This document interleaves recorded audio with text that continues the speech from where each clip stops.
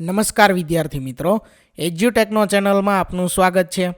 આજે આપણે ધોરણ 7 વિષય અંગ્રેજીમાં દ્વિતીય સત્રની અંદર unit number 1 am I lost તેની એક્ટિવિટી 1 થી 4નું સંપૂર્ણ સોલ્યુશન કરીશું.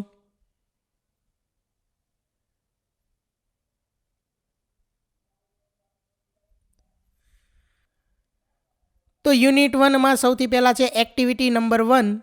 Your teacher will give the instructions, follow them.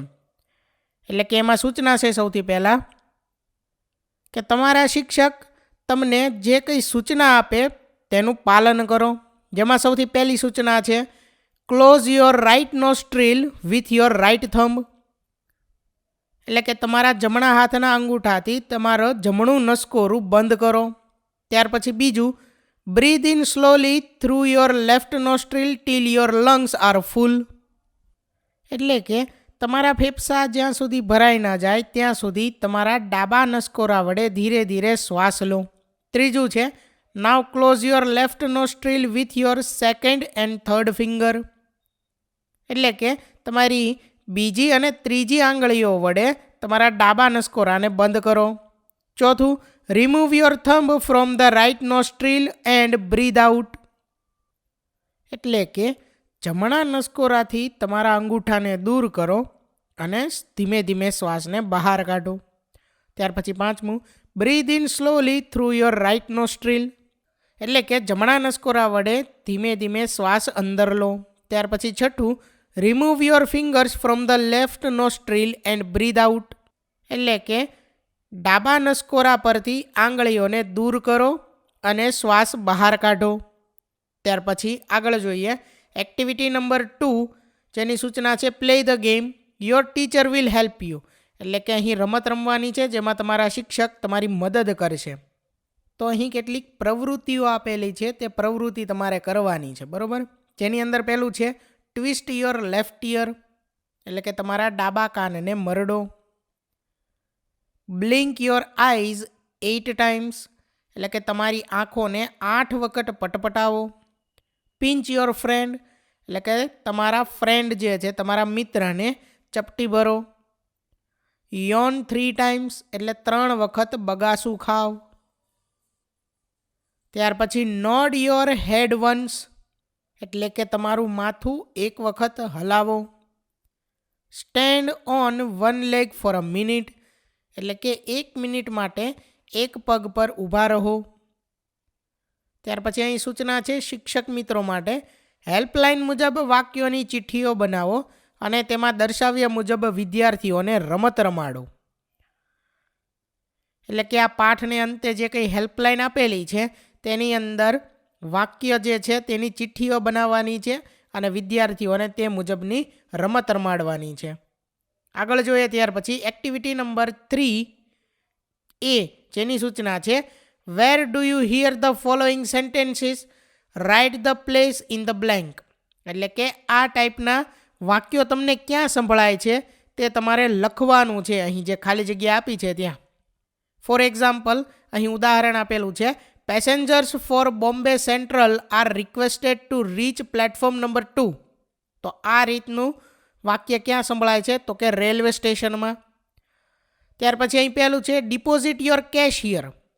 એટલે કે તમારા પૈસા અહીં જમા કરો. તો આ તમને ક્યાં સાંભળવા મળે? બેંકમાં. ત્યાર પછી આવી જ રીતે આપણે લખવાનું છે. બીજું છે the visitors are requested not to touch the statue. તો મ્યુઝિયમ. ત્યાર પછી ત્રીજામાં આવશે હોસ્પિટલ, ચોથામાં હોસ્પિટલ, પાંચમામાં થિયેટર અથવા તો હોલ, છઠ્ઠામાં રેલવે સ્ટેશન અથવા તો બસ સ્ટેશન, સાતમામાં છે સિનેમા અથવા હોલ, ત્યાર પછી આઠમાની અંદર આવશે એરપોર્ટ, થિયેટર અથવા હોલ, રેલવે સ્ટેશન આવશે નવમામાં, દસમામાં આવશે બસ સ્ટેશન, 11મામાં હોલ અથવા થિયેટર, 12મામાં હોલ અથવા થિયેટર, 13મામાં એરપોર્ટ. ત્યાર પછી આગળ activity number 3B, study the map. એટલે કે અહીંયા આપણને જે નકશો આપેલો છે તેનો અભ્યાસ કરવાનો છે.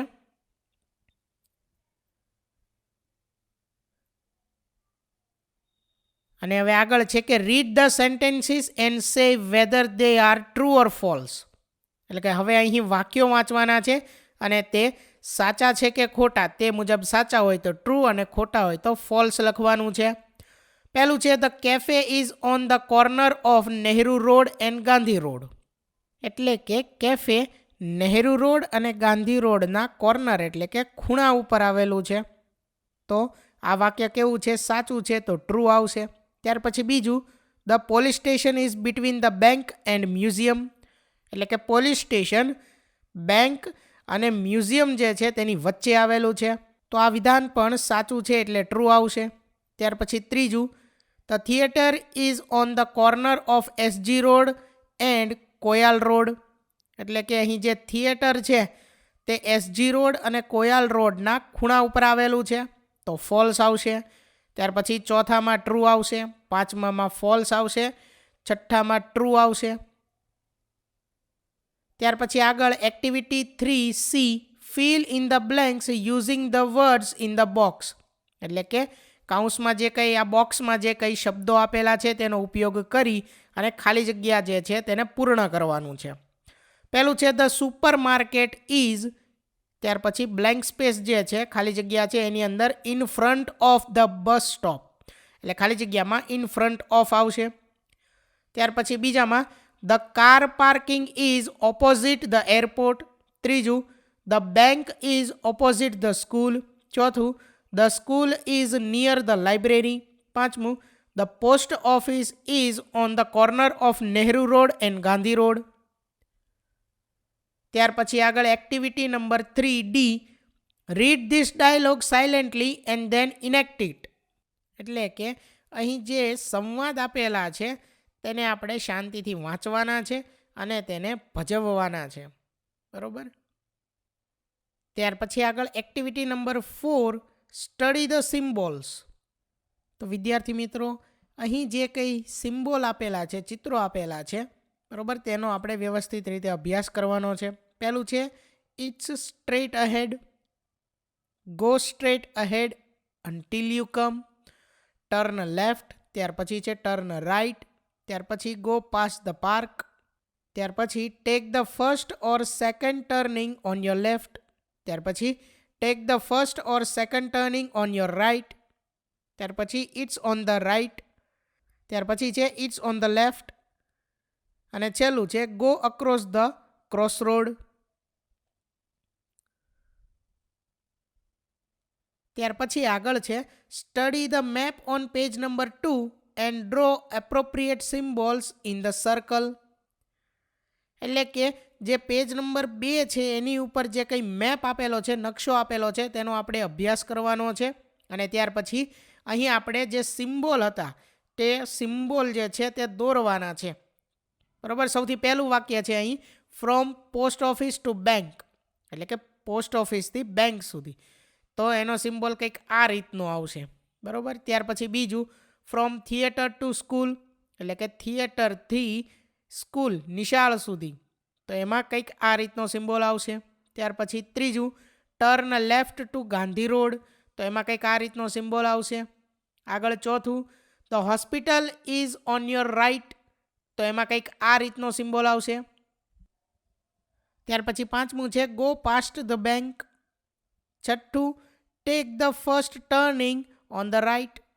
ત્યાર પછી સાતમું છે go along this road until you come to the traffic lights. ત્યાર પછી આઠમું turn right at the post office. તો એમાં કંઈક આ રીતનો સિમ્બોલ આવશે. તો વિદ્યાર્થી મિત્રો અહીં ધોરણ 7 વિષય અંગ્રેજીમાં બીજા સત્રની અંદર unit number 1 am I lost તેની એક્ટિવિટી 1 થી 4 પૂર્ણ થાય છે. થેન્ક યુ દોસ્તો. એજ્યુકટેકનો ચેનલ તરફથી વિડીયો નિહાળવા બદલ આપનો આભાર. આવા બીજા વિડીયોઝ નિહાળવા માટે અમારી યુટ્યુબ ચેનલ એજ્યુકટેકનો અત્યારે જ સબસ્ક્રાઇબ કરો. આભાર દોસ્તો.